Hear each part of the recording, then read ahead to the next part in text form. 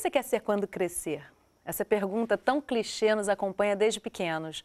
Ela nos desafia, ainda bem novos, decidirmos que profissão seguir. Decisão ou resultado dessa pressão, a verdade seja dita a quem nunca descubra que resposta cabe para si e mude de profissão tantas vezes seja possível ou necessário para viver do que se gosta de fazer. Hoje a nossa conversa é sobre mudar de profissão. Com a gente aqui no estúdio, a Renata Bucair, coach e facilitadora de treinamentos na área de desenvolvimento pessoal, Cristiana Paz de Lima Antunes, terapeuta holística e corporal formada em Direito, e Rafael de Andrade da Cruz, fotógrafo profissional e funcionário público. Gente, muito obrigada pela presença de vocês aqui com a gente. Queria saber que com vocês duas trabalham também como coaches, as duas têm isso em comum, né? Como é que é isso no Brasil? Funciona isso no Brasil? Muda-se muito de profissão? Deixa eu começar com a Renata. Muda-se muito de profissão no Brasil? Olha, eu tenho observado que sim, é uma tendência. Eu mudei de profissão tem mais ou menos 3 anos e eu observo que cada vez mais, e não tem muita idade, não é só jovem, quem está se aposentando tem essa ânsia de estar buscando algo para contribuir. Eu acho que essa é uma necessidade nova. A parte financeira deixou de ser só o básico, né? As pessoas querem mais, né? Querem descobrir seus talentos, querem deixar algo na sociedade. E você ter mudado de profissão te estimulou a ser coach hoje? Sem dúvida. Como é que foi isso? Você mudou de profissão e acabou caindo para esse universo de auxiliar quem quer mudar também? Sim, na verdade o meu processo veio daí. Eu me formei em economia mas eu sempre tinha uma incomodidade muito grande, assim, era algo que eu tinha trabalhos bem interessantes, carreiras, assim, promissoras, mas era um incômodo, eu diria que eu costumava chorar até, de noite, eu chegava, ai meu Deus, não é nada disso, alguma coisa errada comigo e tal.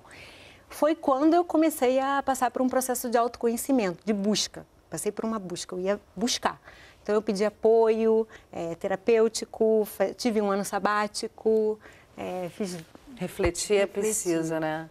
Agora deixa eu trazer aqui para a Cristiana. Cristiana, você foi do direito para uma área super holística, né? Isso. Como é que foi essa transformação? Foi uma transformação bem significativa na minha vida, né? E contundente também. Eu saí de uma área completamente clássica, né? Um advogado, eu trabalhava em multinacional, com direito empresarial, tive oportunidade de ir para fora do país com isso, sempre no mundo corporativo, aquela coisa do grande capitalismo, né? De você promover um império, você participar daquela grande equipe, e chegou um momento que isso realmente não foi incompatível com a minha pessoa, com a minha essência, com os meus projetos futuros de vida. E passei a observar muito mais quem eu era e verificar que as coisas que estavam acontecendo na minha vida, que estavam me gerando insatisfação, tinham como foco, né, como motivo, a minha insatisfação profissional. E aí eu criei um projeto, né, que eu chamo ele de Demita-me. E eu, aos poucos, esse nome, inclusive, é um nome que vai ser muita coisa ainda pela frente, vocês ainda vão ouvir falar dele.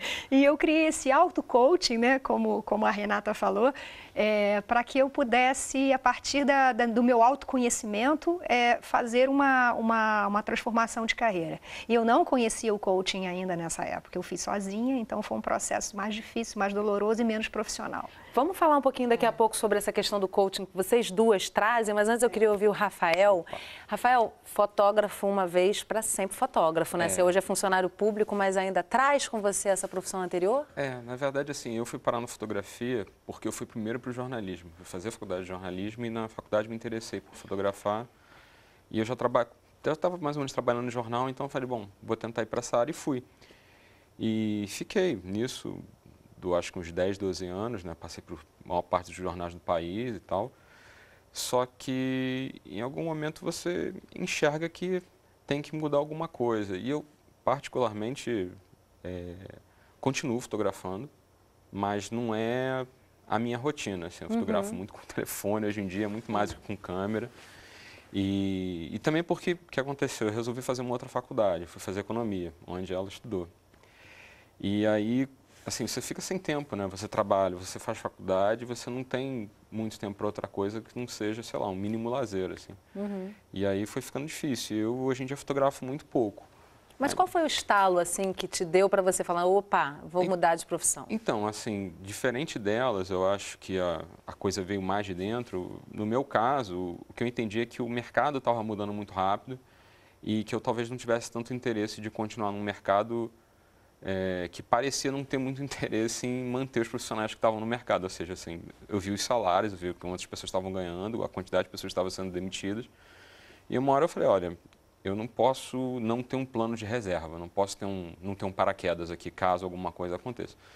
Então, o que eu comecei a fazer? Quando eu saí do último jornal que eu trabalhei, eu comecei a pensar, bom, eu posso continuar trabalhando freela e tal, mas eu preciso ter um investimento para mim. Aí que eu comecei a pensar, bom, posso fazer outra faculdade, posso fazer um mestrado, mas como eu tinha feito jornalismo, eu pensei, não, vou fazer uma outra faculdade, eu acho que eu tenho que mudar bem, assim. E aí acabei escolhendo economia, aí fui voltar a estudar, e aí, ao mesmo tempo que estava fazendo vestibular, porque eu tive que fazer vestibular de novo, eu fui estudar para concurso, então foi meio junto, assim. Acabou se encaminhando, né? Até porque hoje em dia, na área que eu trabalho, ela não tem nada a ver com a minha área de formação original, assim. Eu trabalho numa área que cuida de contrato, de processo administrativo, que não tem, assim, tem zero relação com o que eu fazia antes. Era muito diferente de você acordar de manhã, entrar num carro de reportagem e passar 10 horas na rua, né? É outra dinâmica, né, na verdade, Total, Rafael. até você ficar 4 horas sentado numa cadeira, para mim é uma experiência inédita, assim, de trabalho. Eu quero assim. saber se você gosta, tem prazer nisso hoje. Tenho. Ou a fotografia te trazia mais e você foi buscar esse por outros motivos? Eu acho que você sempre tem opções, assim. Você pode fazer muito uma coisa que você gosta muito e aquilo te enorme prazer, mas é o que um amigo meu falava, assim, você não precisa que a coisa que você mais gosta seja o que você trabalha, né? Às vezes a estabilidade também dá muito prazer, né, Rafael? Pois é. Mas, Com assim, certeza. por lá, não. Acho que até porque eu não tenho muita vontade de ficar ali muito tempo. Eu tenho vontade de estar ali, resolver minha faculdade e tal, e começar a me encaminhar para uma área de mais pesquisa, de outras coisas, assim, porque não faz muito sentido também você fazer uma outra faculdade e parar numa área que não tem nada a ver com o que você estudou. Então, assim. temos duas coaches aqui que podem te ajudar. Agora, antes, eu queria mostrar para vocês, a gente foi para a rua, ouviu o que a população acha disso e se alguém ali já mudou de profissão, vamos ver o que a gente trouxe. Você trabalha com o quê? Professor de Educação Física. Já trabalhou com outra coisa? Já. Com o que você trabalhava? Eu trabalhei em escritório antes de fazer a faculdade de Educação Física. Já pensou em mudar de profissão? Não, por enquanto não. Essa decisão foi com 40 anos, então dizem que é a crise dos 40, né? Foi muito difícil e confesso que até hoje ainda penso em mudar de profissão. Foi uma decisão mudar para conhecer novos ares e me identifiquei muito com a área e estou até hoje me saindo muito bem. Eu estou tendo que mudar devido às dificuldades do mercado, né? Tem que ter, né, alguma coisa lá do fundo que te faça seguir em frente, senão você acaba desistindo mesmo. É um encontro. Acredito que sim. Sentiu alguma insegurança em algum momento, algum medo? No início a gente fica, né, naquela questão de saber se vai dar certo ou não. Mas graças a Deus está correndo tudo bem. O ser humano tende a não mudar, né? Um certo medo da mudança, né? Mas já me foi ensinado que mudar é bom. Então, estou aceitando como uma boa coisa para a minha vida. O que você diria para alguém que está ali inseguro, alguns passos para poder acertar esse caminho? Primeiro tem que ter certeza daquilo e ouvir o coração, e não olhar para trás. Muda agora, porque se deixar o tempo passar, pode ser tarde, né? Tem idade certa, idade ideal para trocar de profissão? Não tem. Eu acho que, inclusive, a gente tem que fazer faculdade com uns 30, 35 anos, que é quando a gente tem uma noção, né? Qual é a sua perspectiva nessa nova profissão?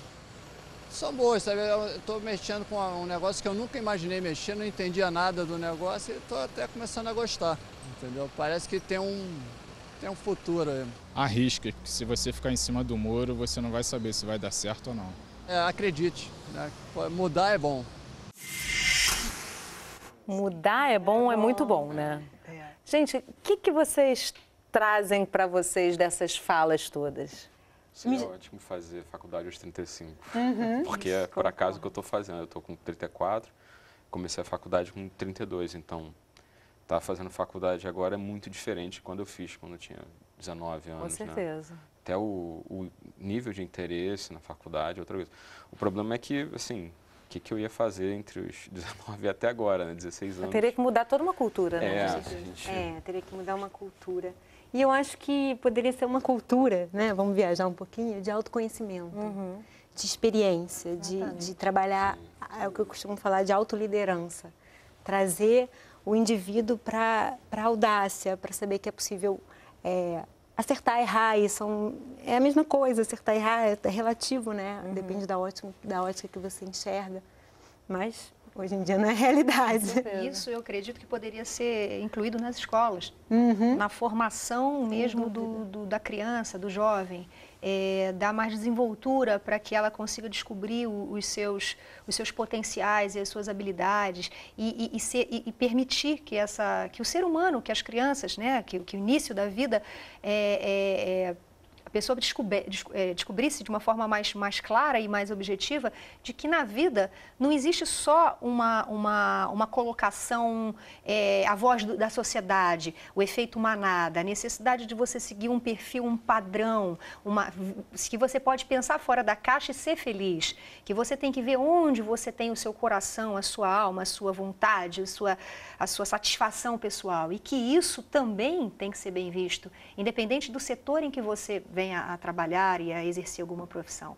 Isso dá autoestima, isso dá postura, isso dá empoderamento na pessoa, e isso não ajuda só na questão profissional, ajuda na questão de vida, né? Ajuda ela a ter postura na hora de escolher um relacionamento, na hora de definir uma situação, na hora de cuidar dos seus filhos no futuro, e eu acho que a nossa sociedade peca muito nisso. Ela padroniza, ela rotula demais e as pessoas são obrigadas praticamente a seguir perfis, a seguir padrões, a seguir efeitos como ondas sociais. Isso não necessariamente se enquadra com todos os perfis. Com certeza. Agora, Renata, existe idade certa? Ou você percebe essa crise que foi citada ali dos 40? Não, eu acho que a gente não controla isso.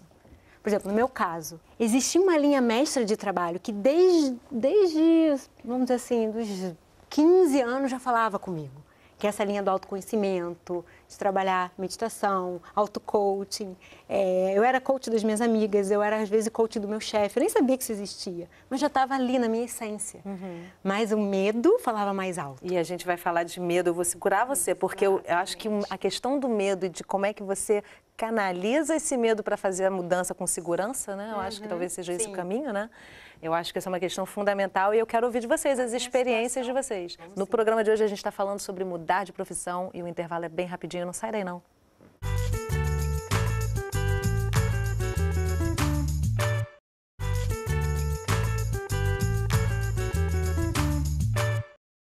Estamos de volta conversando sobre mudar de profissão. Comigo aqui no estúdio, o Rafael, a Renata e a Cristiana.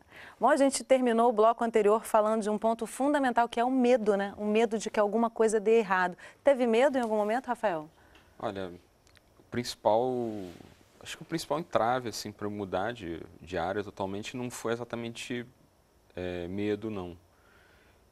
Pelo menos não medo assim, de ficar sem salário, ficar desamparado. Assim, eu fiquei mais preocupado em o que eu ia fazer.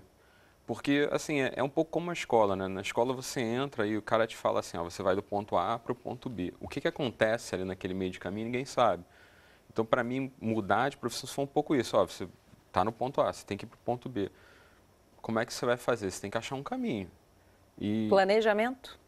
Você tenta planejar, mas assim... Eu acho que para quem trabalha, por exemplo, na minha experiência, trabalhando em jornalismo, trabalhando com fotografia, planejamento é uma coisa muito difícil, porque o mercado é estranho, porque você nunca sabe o que está acontecendo muito bem, e eu peguei uma época muito de transição. Principalmente eu peguei o começo da transição da fotografia de filme para o digital e depois peguei uma época de transição do formato dos jornais, dessa coisa da plataforma. E aí o que acontece? Você não tem muito como planejar. Eu, pelo menos, cheguei para mim e falei, olha, ou você vai continuar mais 10 anos não fazendo nenhum investimento em você, ou você vai fazer esse investimento agora, aproveitando que tudo calhou e parece que tem um espaço para fazer então, isso. Né? O medo de ficar ali parado no mesmo lugar também é um medo que produz um avanço, talvez, não? Eu tinha um amigo que falava isso, você é muito corajoso de trocar de profissão. Eu falava, cara... tem uma diferença entre coragem e desespero. Eu tô quase no desespero porque eu tô vendo que esse mercado vai se desfazer de alguma forma e eu talvez não tenha trabalho daqui a um tempo, sabe? Como é que vocês veem isso na rotina de vocês, eu tô achando meninas? interessante porque o homem é tudo mais simples, né? Eles são bem mais simples. É bem mais objetivo, é pragmático. Comigo foi emocional puro. Eu mergulhava naquela emoção e vivia aquela coisa toda. Quanto tempo durou essa emoção abundante, assim? Então, Tomar a decisão. Quanto tempo? Rapaz, vai ter uns 3 anos. Porque é um processo, né? Então, assim, meu primeiro empregador, eu já estava ali buscando, né? Já estava, enfim, vivendo a minha carreira dentro da empresa, mas com um bichinho falando. Acho que você não nasceu para fazer isso. Esse bichinho que eu acho que às vezes os homens não dão tanta atenção quanto a gente, né? A gente fica... A mulher fica ali matutando aquilo sem parar, né? E aí o bichinho fica falando. E o bichinho ficou falando muito tempo comigo. Até que eu comecei a buscar apoio e aí foi melhorando. Aí quando você, na minha opinião, quando você vai para ação, o bichinho diminui. Quando você começa a jogar a energia da ação. Muito importante a energia. Mesmo como você não sabe, não importa. Você está prestando contas a si mesmo, né? Sim. Como é que foi com você, Cristiana? Teve medo? Muito, muito medo. O medo foi o meu maior limitador. Eu tinha medo por várias razões. Quando eu fiz exatamente a minha mudança, eu tinha 38 anos de idade, um filho, né? E uma situação de vida para levar adiante, um padrão de vida bem satisfatório, um salário acima da média de mercado, uma estabilidade de 17 anos de profissão, 12 naquela mesma empresa de grande porte, ou seja, eu tinha tudo para enquadrar, né, para simplesmente limitar a minha tudo decisão. Que todo mundo procura, tudo, né? Todo mundo procura e, além de tudo, todos dizendo a você é louca. E a segurança, você pensa de nossa segurança. Então, família no meio disso, Cristiana? Nossa, foi complicado. Foi um processo inicialmente muito meu, né, de muita autoanálise, porque antes de eu dizer isso aos meus pais, de eu comunicar isso para minha família, de eu falar para os meus amigos, eu precisava primeiro trabalhar todas as emoções internas para saber se eu não estava realmente louca, né? Se eu não estava, meu Deus, o que eu estou pensando, será que é realmente esse o caminho? E foi um processo de 5 anos. Entre falar assim, não, chega, isso não é para mim, eu não sou essa pessoa e eu preciso ser feliz, senão eu não vou conseguir levar os meus anos de vida.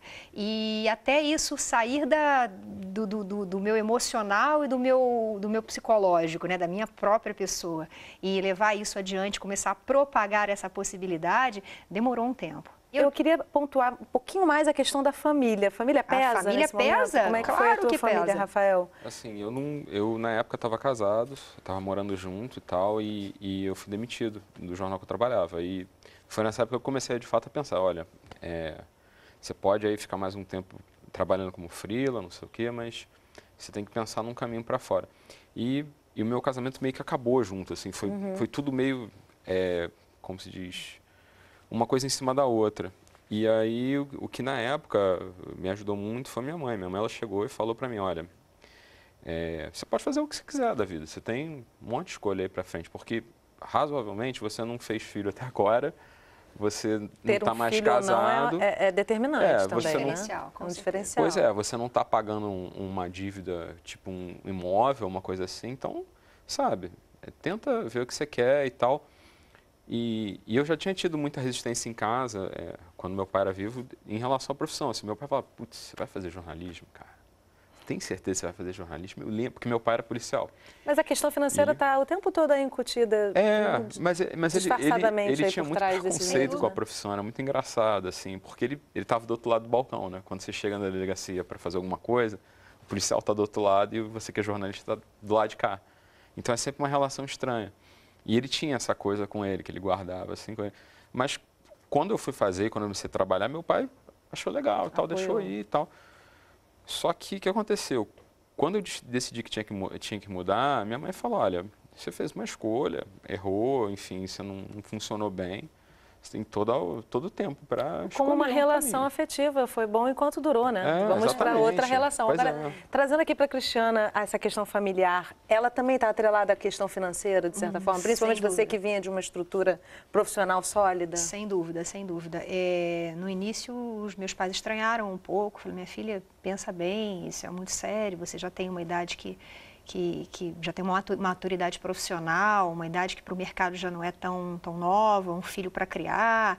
Enfim, eu sei que você é uma pessoa que nós confiamos plenamente na capacidade de discernir e de tomar decisões acertadas, mas nós ficamos tensos com isso. Mas, de qualquer maneira, nós apoiamos você se você vier a tomar essa decisão. E, realmente, meus pais apoiaram, não tem dúvida. Eles não acharam incrível, uau, assim, aquela coisa de, minha filha vai largar o direito, chutar tudo para o alto, com o meu neto para criar, com todo mundo, um monte de coisa, e, de repente, achou, assim, que era incrível. Também eles não são tão alternativos e tão cabeça feita nesse sentido, mas como eles viram todo o meu processo de insatisfação, isso foi tão forte, tão visível para eles, que eu acho que caíram na real de que realmente existe o direito de cada um ser feliz, né?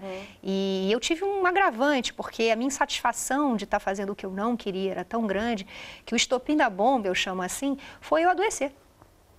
Eu tive um estresse emocional muito grande, né? Somatizei tudo, a ponto de eu não conseguir ir ao trabalho, literalmente. Eu fiquei 40 dias de licença afastada do meu trabalho.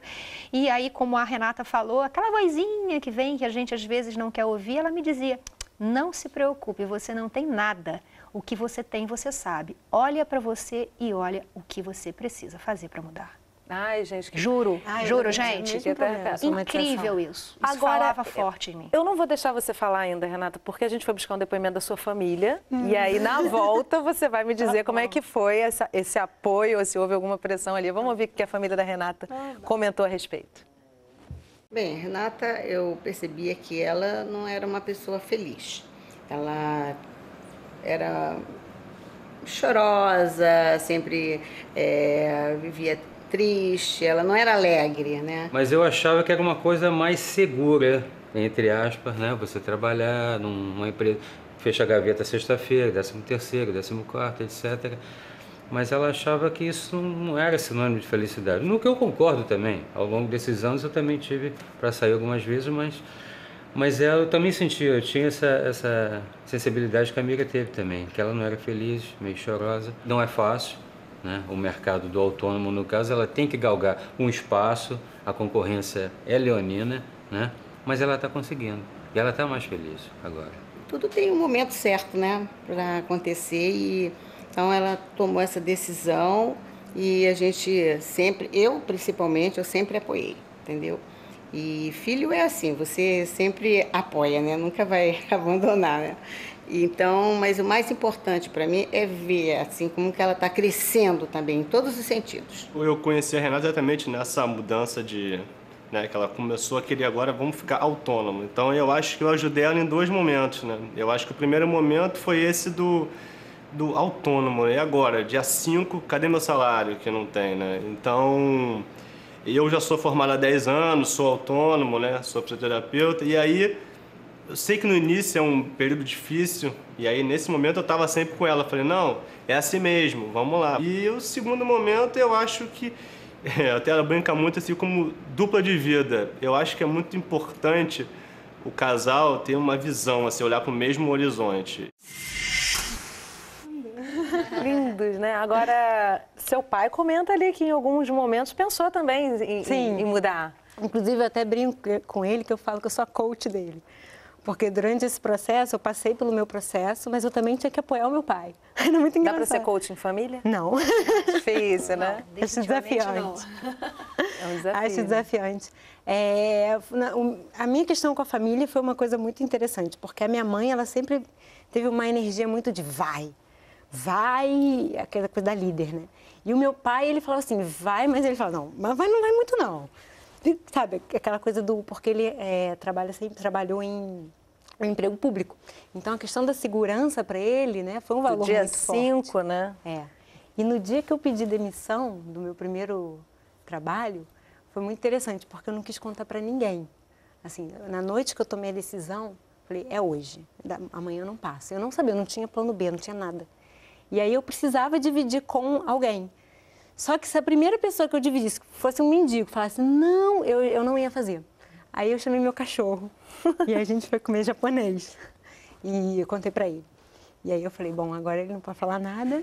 Também ele não tá aí, o Toby não pode gravar. Falar. A gente tentou pegar o depoimento dele, mas eu acho... Eu gosto de contar essa história porque a vida é isso, é você contar com quem você, né, consegue. Gente, eu vou ficar com essa história da Renata, porque realmente, assim, eu acho que isso inspira, a história de vocês inspira muita gente, porque quantas pessoas têm esse anseio realmente de mudar alguma coisa na vida e o trabalho pesa muito no ser feliz, né? Sim. Então, eu vou ficar com essas histórias de vocês maravilhosas e agradecer muitíssimo a presença de vocês. Eu acho que vale a pena realmente procurar o trabalho, o coach, porque eu acho que é um direcionamento bacana, mas principalmente esse coach interno, né? Que cada um tem. Quero agradecer muito a presença de vocês mais uma vez. Nós agradecemos. Obrigada, Yasmine. E obrigada a você que acompanha a nossa conversa pela internet ou por um dos nossos canais parceiros. Quer participar do nosso programa? Entra na nossa página lá no Facebook, curte e envia uma mensagem pra gente. Eu te espero na nossa próxima Conversa em Família. Até lá!